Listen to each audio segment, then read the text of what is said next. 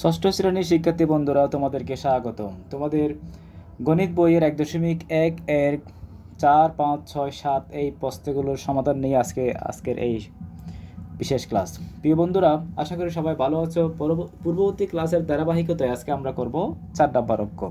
4 নম্বর বলা হচ্ছে 9 অঙ্কের বৃহত্তম ও ক্ষুদ্রতম সংখ্যা লেখো। 9 অঙ্কের বৃহত্তম ও ক্ষুদ্রতম সংখ্যা। প্রিয় বন্ধুরা, আমরা জানি বৃহত্তম সংখ্যা বলতে বোঝায় 9। তাহলে আমরা লিখি, এখানে আমরা জানি, সবাই খেয়াল করো আমরা কীভাবে লিখি। আমরা জানি বৃহত্তম সংখ্যা হলো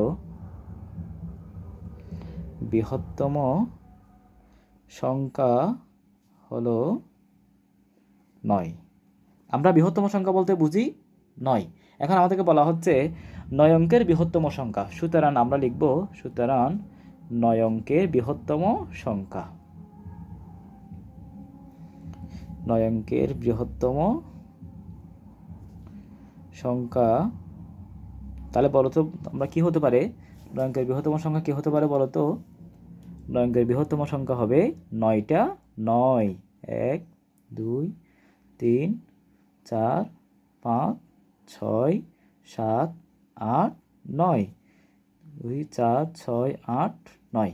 তাহলে বন্ধুরা আমরা পেয়ে গেলাম 9 অঙ্কের বৃহত্তম সংখ্যা হচ্ছে 9টা 9। আমরা উত্তরে কি লিখব? 9 অঙ্কের বৃহত্তম সংখ্যা 9টা 9। আবার আমরা উত্তর লিখে ফেলি। 9 অঙ্কের বৃহত্তম সংখ্যা 9 অঙ্কের বৃহত্তম সংখ্যা।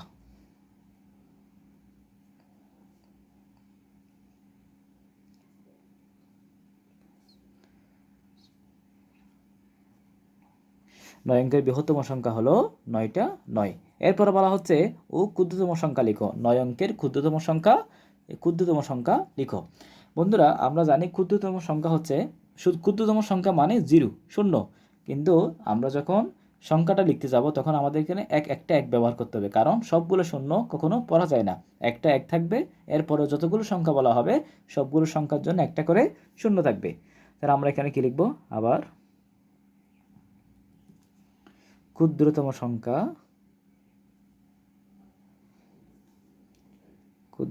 সংখ্যা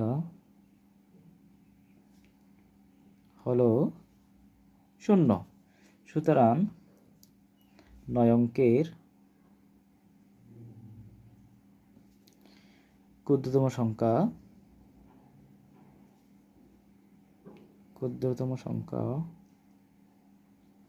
হলো, তাহলে আমরা প্রথমে একটা 1 দিব, এর পরবর্তী যতগুলো সংখ্যা বাকি থাকবে সবগুলোর জন্য একটা করে শূন্য। তাহলে 1, 2, 3, 4, 5, 6, 7, 8। 1, 2, 3, 4, 5, 6, 7, 8, সাথে একটা এক হবে, সামনে একটা এক হবে যাতে সংখ্যাটা পড়া যায়। এইভাবে হলো 9 অঙ্কের ক্ষুদ্রতম সংখ্যা। আমরা উত্তর লিখে ফেলি। তো 9 অঙ্কের ক্ষুদ্রতম সংখ্যা। একটা এক হবে, পরবর্তীতে 8টা শূন্য হবে।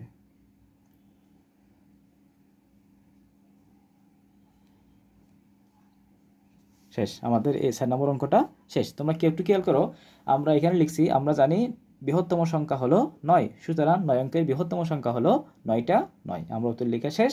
এরপরে এখানে প্রশ্নের আরেকটা অংশের মধ্যে বলা হচ্ছে ক্ষুদ্রতম সংখ্যা লিখো, মানে 9 অঙ্কের ক্ষুদ্রতম সংখ্যা লিখো। তাহলে আবার আমরা কি লিখলাম? ক্ষুদ্রতম সংখ্যা হলো 0। সুতরাং 9 অঙ্কের ক্ষুদ্রতম সংখ্যা হলো একটা 1, পরবর্তী 8টা শূন্য। উত্তর 9 অঙ্কের ক্ষুদ্রতম সংখ্যা একটা 1, পরবর্তী 8টা শূন্য আমরা ধারাবাহিকভাবে বসাই দিলাম। তাহলে আমাদের অঙ্কটা শেষ। প্রিয় বন্ধুরা, তোমরা এর পরবর্তী যে অঙ্কটা আছে সেটা খেয়াল করো। একই অঙ্ক মাত্র একবার ব্যবহার করে 7 অঙ্কের বৃহত্তম ও ক্ষুদ্রতম সংখ্যা গঠন করো। এখানে খ ক দুইটা অঙ্ক আছে। আমাদেরকে একটা অঙ্ক একবার দুইবার করে ব্যবহার করে এই সংখ্যাটার একবার বৃহত্তম সংখ্যা বের করতে হবে, আবার ক্ষুদ্রতম সংখ্যা বের করতে হবে। আবার ক নম্বরেরও একই রকম, একবার বৃহত্তম সংখ্যা বের করতে হবে এবং পরবর্তীতে গিয়ে আবার ক্ষুদ্রতম সংখ্যা বের করতে হবে। তাহলে প্রিয় বন্ধুরা দেখো, এখানে আমরা কি লিখি দেখো, এখানে ক নম্বরে আমরা কাজটা করতেছি, এখানে বৃহত্তম সংখ্যা বৃহত্তম সংখ্যা বলতে বোঝায় বড় সংখ্যা, যেখানে সংখ্যাটা বড় হবে, ছোটো হবে না, বড় সংখ্যাগুলো আগে হবে। তাহলে এখানে খেয়াল করো, এখানে বড় সংখ্যা কত আছে? 9, এরপরে কত আছে? 8, এরপরে 5, এরপরে 4, এরপরে 3, এরপরে 2, এরপরে 1। আবার এখানে ক্ষুদ্রতম সংখ্যা বের করতে হবে, ক্ষুদ্রতম সংখ্যা। এখানে ক্ষুদ্রতম সংখ্যা বের করতে হলে কী করতে হবে বলো তো? আমরা এই সামনে যে সংখ্যাটা পাইলাম, এই সংখ্যাটা ঠিক উল্টোটা এখানে করে দিলেই আমাদের ক্ষুদ্রতম সংখ্যাটা বেরিয়ে যাচ্ছে।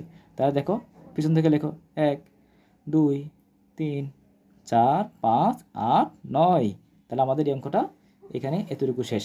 এখানে উত্তর লিখে দিলে হয়ে যাবে। ক্ষুদ্রতম সংখ্যা এত, বৃহত্তম সংখ্যা উপরেরটা, ক্ষুদ্রতম সংখ্যা নিচেরটা, শেষ। এবার ক নম্বরে আসো।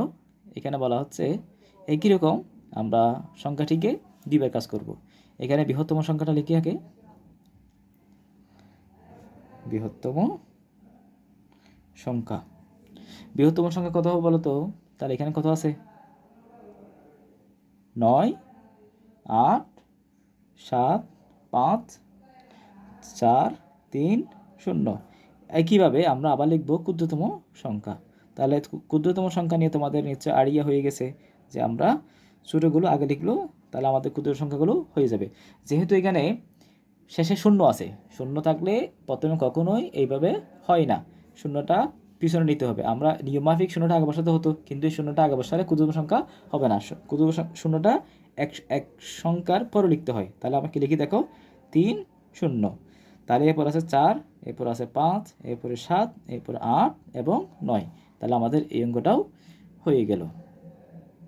ক্ষুদ্র সংখ্যা এবং বৃহত্তম সংখ্যা লিখে গেলে উত্তরটা হয়ে যায়।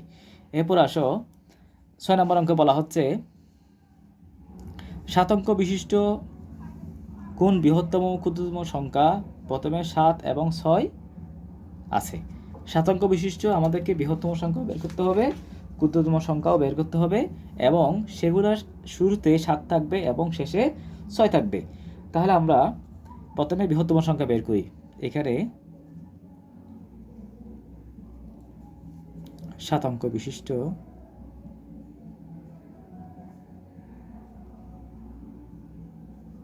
বিশিষ্ট বৃহত্তম সংখ্যা।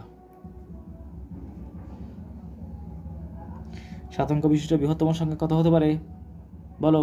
তাহলে প্রথমে কিন্তু 7 থাকতে হবে।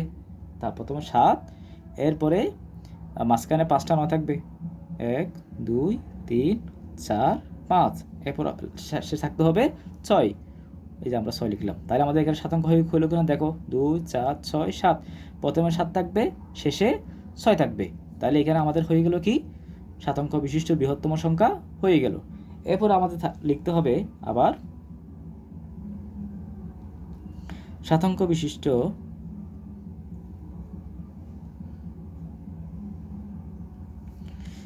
ক্ষুদ্রতম সংখ্যা।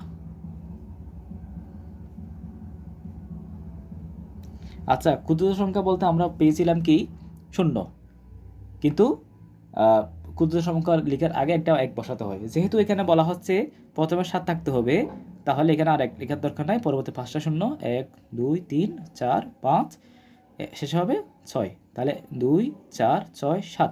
আমাদের এখানে 7 অঙ্ক বিশিষ্ট একটা ক্ষুদ্র সংখ্যা হয়ে গেল। এখানে হয়ে যাওয়াতে প্রথমে কিন্তু 7 আছে, পরে 6 আছে। আমাদের প্রশ্নে কিন্তু বলা হচ্ছিল কি বৃহত্তম এবং ক্ষুদ্রতম সংখ্যার শুরুতে 7 থাকবে, শেষে 6 থাকবে। তাহলে আমরা এখানেও প্রথমে 7 আছে, শেষে 6 আছে। এখানেও ক্ষুদ্রতম সংখ্যার ক্ষেত্রে প্রথমে 7 আছে, শেষে 6 আছে। এভাবেই আমাদের অঙ্কটা হয়ে গেল। তাহলে উত্তর লিখে ফেলতে পারো। উত্তর প্রথমে বৃহত্তম সংখ্যাটি লিখব,